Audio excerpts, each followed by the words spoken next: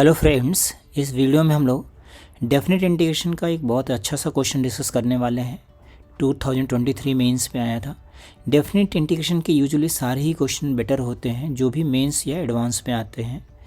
पहले इस वाले क्वेश्चन को ऑब्जर्व करके देखिए। यहाँ पे जैसे दिख रहा है सभी जगह ई के टर्म्स लिखे हुए हैं ना, तो ऐसे क्वेश्चंस में अगर हम लोग ऊपर नीचे के ई मल्टीप्लाई कर दें तो ये किस फॉर्म में कन्वर्ट हो जाएगा। देखिए ऐसा लिखें 0 to ∞ e to the power x into 6। एक ऊपर लिख दिया e to the power x, एक नीचे मल्टीप्लाई कर दिया, ऐसे लिख लेते हैं।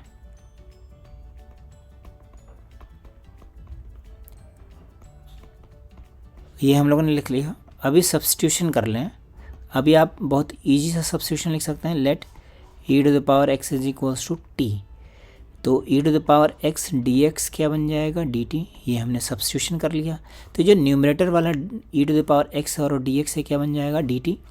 लिमिट्स की बात करें, जब x की वैल्यू 0 होगी तो t की वैल्यू 1 होगी, जब x की वैल्यू इन्फिनिटी होगी तो t की वैल्यू भी इन्फिनिटी ही हो जाएगी।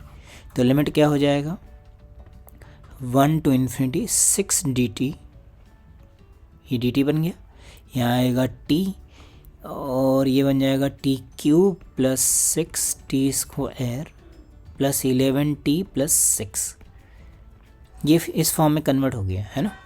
अब ये जो डिनोमिनेटर में ये वाला जो क्यूबिक फंक्शन है, मतलब ये जो है फैक्टर है किसी का जो वेल नोन फैक्टर्स होते हैं, तो उसमें आपको फैक्टराइज करने की ज़रूरत नहीं, क्योंकि ऐसे क्वेश्चंस इसलिए पुट किए जाते हैं ताकि आप इजीली से फैक्टराइज कर सकें। तो हो जाएगा डी टी और यहाँ आएगा t, इसको लिखेंगे हम लोग t plus 1 t plus 2 t plus 3। ये वेल नोन फैक्टर्स होते हैं, तो आपको ये क्यूबिक इक्वेशन याद भी रखनी चाहिए। देन अभी आप देखिए यहाँ पे हमें अब इसको सॉल्व करने का हमारे पास दो मेथड है। एक तो है हमारे पास पार्शियल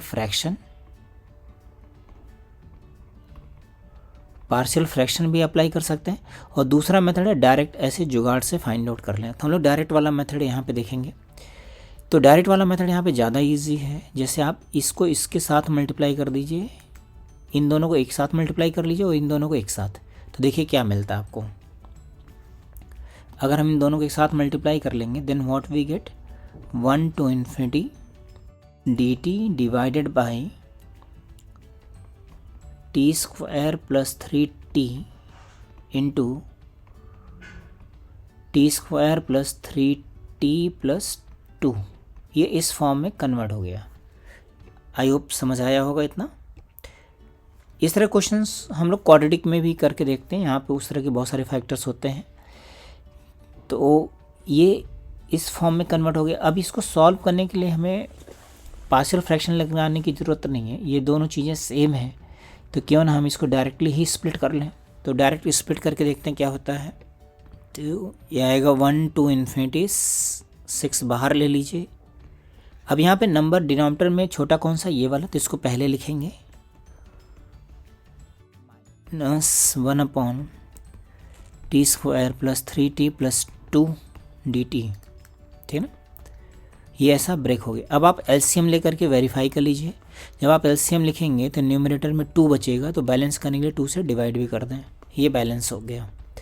अभी हमारे पास दो फंक्शंस में स्प्लिट हो गया, तो आएगा 3 टाइम्स 1 to ∞, ये लिख दिया हमने t और t plus 3 dt, minus 3 times 1 to ∞ dt divided by t plus 1 t plus 2।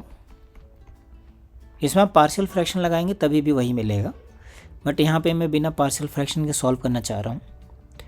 तो यहाँ आ जाएगा 3, इसको भी इसी तरह से स्प्लिट कर लें, तो आ जाएगा 1/t माइनस 1/t प्लस 3। तो न्यूमरेटर में कितना आएगा 3, तो बैलेंस करने के लिए ऐसा लिख देंगे लिमिट 1 to ∞ dt माइनस, इसी तरह से इसको ब्रेक कर लिया तो हो जाएगा 3 टाइम्स 1 to ∞, और यहाँ लिखेंगे t plus 1 minus 1/t plus 2। ऐसे दो फैक्टर्स हैं, तो इसको डायरेक्टली भी आप स्प्लिट कर सकते हैं। इस तरह से लिख लिया। देन अभी हम लोग इसको इंटीग्रेट कर लें, तो 3 से 3 तो कैंसिल आउट हो जाएगा ln t ये भी हो जाएगा ln में, तो नेगेटिव है तो ये डिनोमिनेटर में आ गया। ये हो गई, इसमें लिमिट अप्लाई कर देंगे। लिमिट कोई ज़रूरी नहीं कि आप सबको निकालने के बाद अप्लाई करें, जो पार्ट आपका इंटीग्रेट होता जा रहा है उसमें लिमिट अप्लाई करते जाएं, है ना, वो ज़्यादा इजी रहता है और उसमें कैलकुलेशन एरर कम होती है।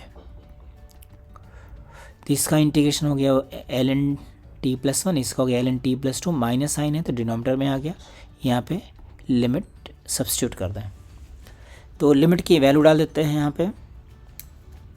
तो लिमिट की वैल्यू लिखेंगे तो कितना हो जाएगा, ln इन्फिनिटी लिखने पे कितना आएगा, इन्फिनिटी बाई इन्फिनिटी फॉर्म तो बन जाएगा ln 1, और 1 लिखने पे आ जाएगा ln 1/4 माइनस 3। यहाँ पे इन्फिनिटी लिखेंगे तो हो जाएगा ln 1, infinity by infinity form की लिमिट लगा दिया, और 1 लिखने पे आ जाएगा ln 2/3। तो ये फाइनल हमारे पास वैल्यू आ गई। तो ln 1 तो 0 ही हो गया, माइनस ln 1/4, और ये हो जाएगा प्लस ln, ये 3 इसमें मल्टीप्लाई हो जाएगा तो 8/27 हो गया ये, ठीक है।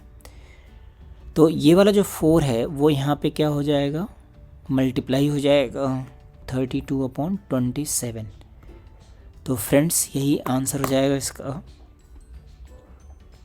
हाँ, ऐसा आंसर है हमारे पास, है ना, ये बी ऑप्शन।